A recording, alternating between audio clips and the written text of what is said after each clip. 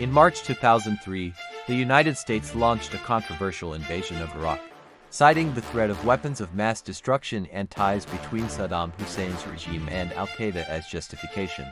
However, as the war dragged on, these stated reasons quickly unraveled. No WMDs were found, and no operational links between Iraq and al-Qaeda were established. With the original rationale discredited, a question loomed: who truly benefited from this costly war that created global outrage?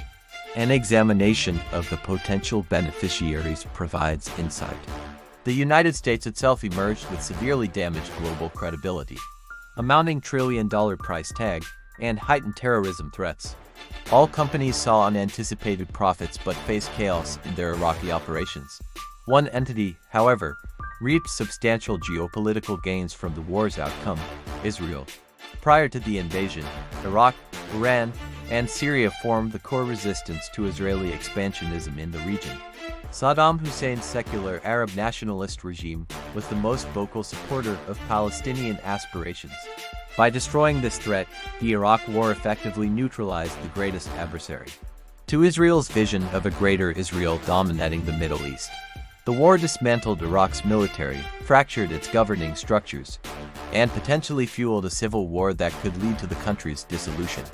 With Iraq debilitated, Israeli hardliners saw an opening to accelerate West Bank settlements and the subjugation of Palestinians, free from Iraqi backing of the Palestinian resistance.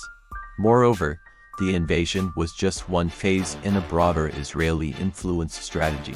The Bush administration's plans pointed to forthcoming regime change in Syria and Iran, the remaining pillars of regional opposition to Israeli hegemony.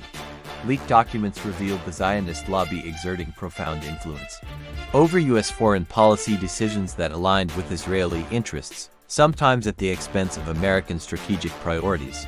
The history of U.S.-Israeli relations demonstrates this asymmetric dynamic, with the subordinate Israel paradoxically dictating terms to its superpower ally on matters of national priority. From covering up Israeli attacks on U.S. assets to suppressing evidence of Israeli foreknowledge of 9/11s, the U.S. has repeatedly capitulated to Israeli pressure, prioritizing the interests of the Israeli lobby over affairs of state. As the casualties mount and recriminations swirl around the ill-conceived Iraq invasion, a stark conclusion emerges. While the U.S. paid a catastrophic price in blood and treasure, it was Israel whose geopolitical fortunes were most enhanced. By neutralizing an intransigent foe and removing a key impediment to regional domination, the Iraq War appears to have been not just a strategic blunder, but a Machiavellian coup for the Israeli lobby's long-sought ambitions in the Middle East.